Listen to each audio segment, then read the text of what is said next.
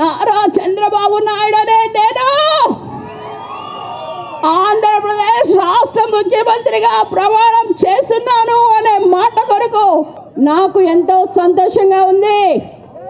ఎందుకంటే గలగల పారే కృష్ణమ్మ ఒకవైపు ఉంటే పసుపు దళంతో మంగళగిరి వేలాది మందితో జనాలతో క్రిక్కిరిసిన విధానాన్ని చూస్తుంటే తెలుగుదేశం పార్టీ నల్లేరు మీద నడకగా గెలిచే అవకాశం ఉందని మీకు చెప్తున్నాను.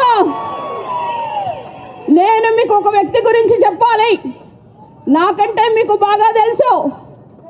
ఆయన ఎవరంటే పరిపాలనలో శ్రీరామచంద్రుడు, ఆపన్న సేవలో కర్ణుడు, పట్టుదలలో విక్రమార్కుడు, రాజీ లేని పోరాటం చేసే అర్జునుడు, ప్రాజెక్టులను అనుసంధానం చేసిన అపర భగీరథుడు, సైబరాబాద్ సృష్టించిన విశ్వామిత్రుడు. ఆయన ఎవరు? అదర్ దాన్ సిబిఎన్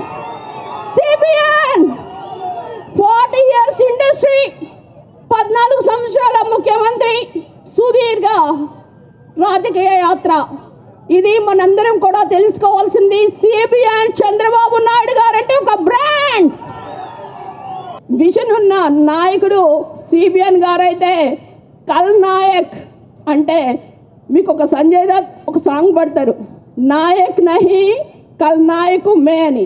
అంటే ఈ కల్ నాయక్ కాస్త జగన్మోహన్ రెడ్డి అయ్యాడు. మీరు దొంగకి చేతిలో తాళాలు పెడితే రాష్ట్రాన్ని మొత్తం కూడా ఒక ఛాన్స్ అంటే జనాలకి ఇక ఛాన్స్ లేకుండా రాష్ట్రాన్ని అధోగతి పాలు చేశారు.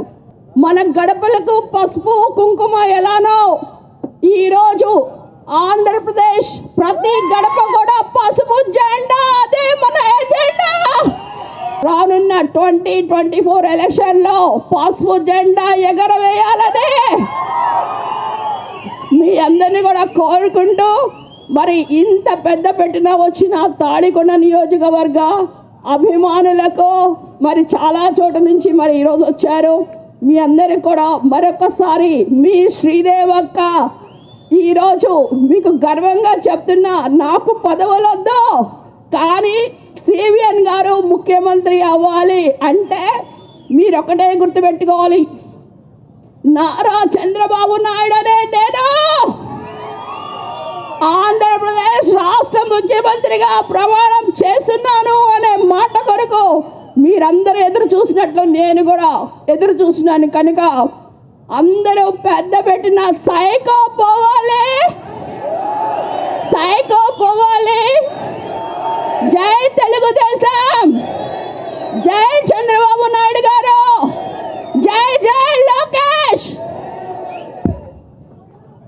మన అధినాయకుడి సమక్షంలో తెలుగుదేశం పార్టీతో కలిసి పనిచేయాలని చెప్పి ఈరోజు తెలుగుదేశం పార్టీలో చేరిన తంబళ్ళపల్లి నియోజకవర్గానికి చెందిన ప్రముఖ పారిశ్రామికవేత్త దాసరిపల్లి జయచంద్రారెడ్డి గారిని క్లుప్తంగా మాట్లాడవలసిందిగా విజ్ఞప్తి.